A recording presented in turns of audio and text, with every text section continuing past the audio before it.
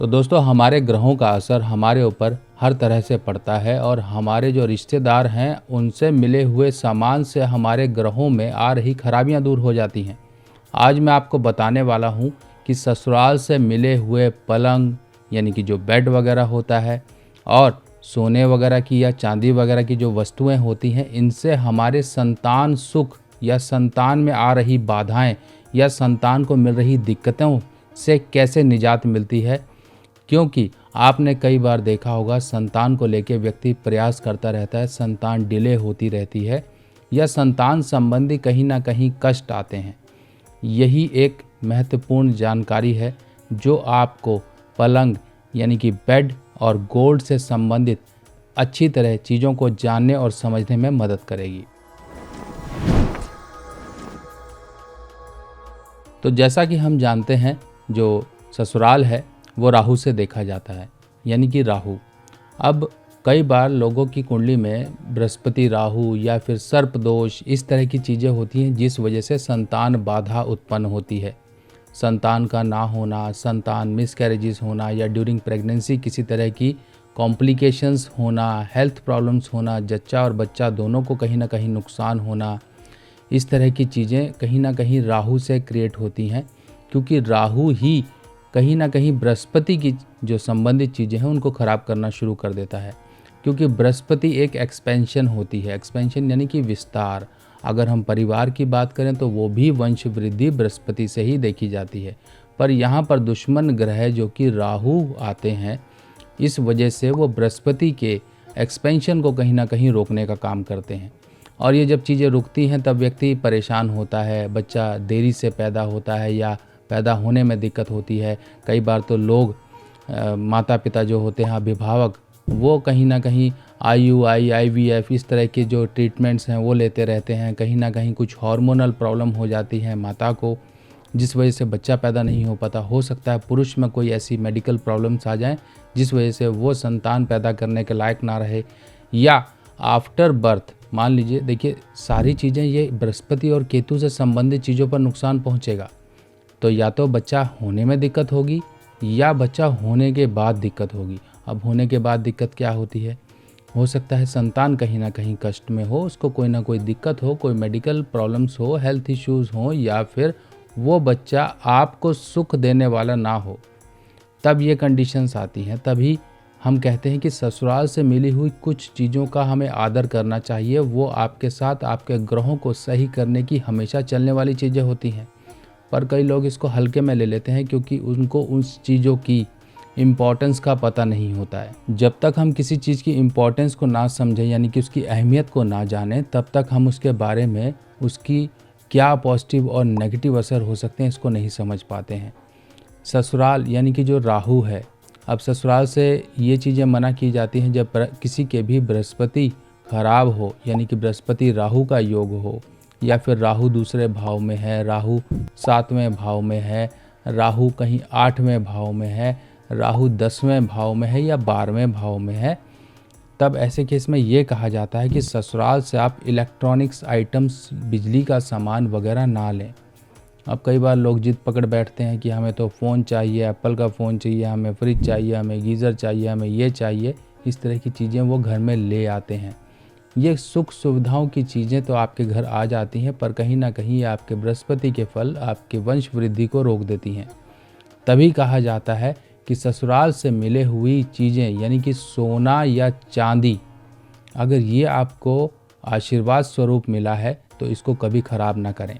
इसको कभी भी आप गिरवी ना रखें, इसको कभी भी आप चेंज मत करवाएं, तोड़वाएं नहीं। ये नहीं कि आपके पास जो पड़ा हुआ है उठा के आपने दे दिया, उसके बदले दूसरा ले लिया।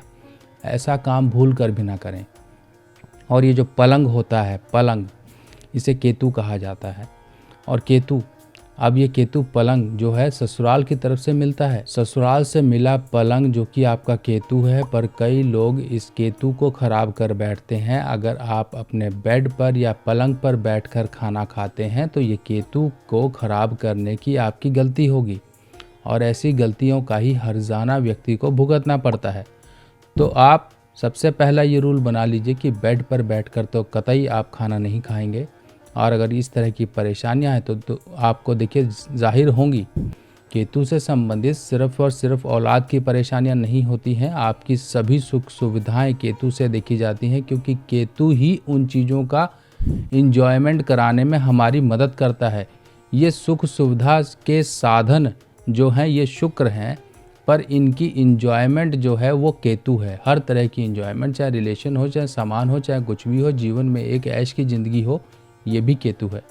और जीवन में अगर सुख हैं तो वो भी केतु है, अगर दुख हैं तो वो भी केतु है। कैसे? बेड यानी कि पलंग, अगर आप इसे देखें तो आपके जन्म से लेके आपके मरण अवस्था तक आपका साथ नहीं छोड़ता है, यानी कि केतु। आप पैदा हुए पलंग या बेड पर, आप बीमार होते हो, दुख होता है, तब आप बेड पर होते हो, जब आप आखिरी सांसें गिन रहे होते हो तब भी आप शैया पर होते हो, यानी कि कहीं ना कहीं बेड, पलंग या हॉस्पिटल बेड, ये जो चीज़ें होती हैं सब केतु हैं। अब केतु खराब है या आप खराब कर रहे हो, इन चीज़ों को समझना है। ससुराल से सबसे पहले तो गोल्ड सिल्वर की चीज़ों को आदर सत्कार दीजिए और घर में संभाल के रखिए। बेड पर बैठकर खाना भूल कर भी मत खाइए। संतान नहीं हो रही है, संतान होने में प्रॉब्लम हो रही है, संतान को प्रॉब्लम है, किसी तरीके से अपने ससुराल या जो ससुराल के संबंधी हैं, चाहे वो मामा है, चाहे कोई भी है, लड़की का जो भी रिश्तेदार बनता है, उसको कुछ पैसे देकर या उसको बदले में कुछ गिफ्ट देकर किसी भी तरीके से वहाँ से एक पलंग या बेड मंगवा लीजिए। अब ये बेड जो होगा ये लकड़ी का होगा, इस चीज़ का ध्यान रखिएगा, क्योंकि आजकल लोग थोड़ा फैशन में आके चीज़ों को बदल रहे हैं। लोहे के भी बेड शुरू हो गए हैं, लोहे का नहीं होना चाहिए। और अगर वो बेड में थोड़ी बहुत भी शीशम की लकड़ी लगी होगी तो समझ लीजिए आपके असर डबल हो जाएंगे, वहाँ पर दुगने हो जाएंगे। तो इस तरह से वो पॉजिटिव असर बढ़ाने के काम करती है शीशम की लकड़ी। अगर नहीं भी लगती है तो कोई बात नहीं, अपनी तरफ से जब बेड घर में आ जाए तो शीशम की लकड़ी का छोटा सा टुकड़ा 1-2 फुट का वो कहीं बेड में फिट करवा दीजिए। देखिए आपके जो संतान संबंधी प्रॉब्लम है दूर होनी शुरू हो जाएंगी। जहाँ पर मेडिकली प्रॉब्लम आ रही थी वो काबू आएंगी, ट्रीटमेंट लगेगा, आपको जो सक्सेस नहीं मिल रही थी वो मिलनी शुरू होगी। इन चीज़ों का असर हमें इनडायरेक्टली रूप से मिलना शुरू हो जाएगा, क्योंकि डायरेक्टली तो हम प्रयास कर रहे हैं, पर इनडायरेक्टली हमें ग्रहों की शक्ति और ग्रहों की सपोर्ट मिलना शुरू हो जाती है। लाल किताब की सभी सामग्री अब आप मेरी व्हाट्सएप कैटलॉग पर आसानी से देख सकते हैं और आप अपने एड्रेस पर मंगवा भी सकते हैं। अब जिसकी भी कुंडली में बृहस्पति राहु का योग है या राहु कहीं पर डिस्टर्ब है, समझ लीजिए ससुराल से संबंध लगता है आपको कभी बिगड़ सकते हैं या ऐसे हालात आपको नज़र आते हैं, तो किसी तरीके से अभी भी समय है। वहाँ से चांदी के 2 ठोस टुकड़े ले लीजिए, कम से कम 10-10 ग्राम के, जिनकी आकृति या तो ब्रिक शेप हो, 4 कोने हो उसमें, या तो चौकोर हो। इस तरह से कोने तीखे होने चाहिए, यानी कि एक ब्रिक जैसी ईंट होती है उस तरह की शेप की भी मिल जाती है। नहीं तो टुकड़े कटवा लीजिए, 2 टुकड़े, एक टुकड़ा लड़की को, एक टुकड़ा लड़के को, आशीर्वाद स्वरूप रख लेकर आप अपने घर में जहाँ पैसा वगैरह रखते हैं वहाँ संभाल के रख दीजिए। और मान लीजिए आपको लगता है केतु के असर सही में आपको परेशान कर रहे हैं, संतान को दिक्कत या आपके शरीर में कहीं पर जोड़, हड्डी, पेशाब की दिक्कत आ रही है, तो कान छेदन जरूर करवा लीजिए। लेफ़्ट या राइट या दोनों, या फिर आप अकेला लेफ़्ट कान छिदवाकर अपने कान में सोना, वो भी ठोस सोना, गुरुवार के दिन जरूर धारण कर लीजिए। नहीं पहन सकते हो तो केसर का तिलक, केसर का तिलक माथे, जुबान, नाभि, कानों के पीछे, इन पर लगाते रहिए। देखिए बृहस्पति के असर अच्छे होने शुरू हो जाएंगे, क्योंकि बृहस्पति और केतु आपस में मिले जुले हैं। जैसे ही हम बृहस्पति के असर को बढ़ाएंगे, केतु ऑटोमेटिकली शुभ होना शुरू हो जाएगा। तो दोस्तों ये कुछ जानकारियां हैं, इंपॉर्टेंट जानकारियां हैं, जिन्हें हम कई बार नज़रअंदाज कर देते हैं। भूल चूक में हुई हमसे गलतियां हम पर भारी पड़ती हैं और इन्हीं भूल चूक पर हमें अंकुश लगाना है, कंट्रोल करना है। हर चीज़ों के उपाय नहीं होते हैं, कुछ चीज़ें हमारी डेली लाइफस्टाइल के रूटीन में चेंजेस करने से भी सही होती हैं। अगर हम उन पर गौर फरमाएंगे तो हमें उपायों की तरफ भागना नहीं पड़ेगा। हमारे चलते फिरते रोज़मर्रा के डे टू डे रूटीन में होने वाले कुछ बदलावों से ही हमारे ग्रहों में एक पॉजिटिव बदलाव आ जाएंगे। तो दोस्तों ऐसे ही और जानकारियाँ लेके मैं आपके सामने हाजिर होऊंगा। तब तक के लिए अपने सुभाष भाई को आज्ञा दीजिए। नमस्कार।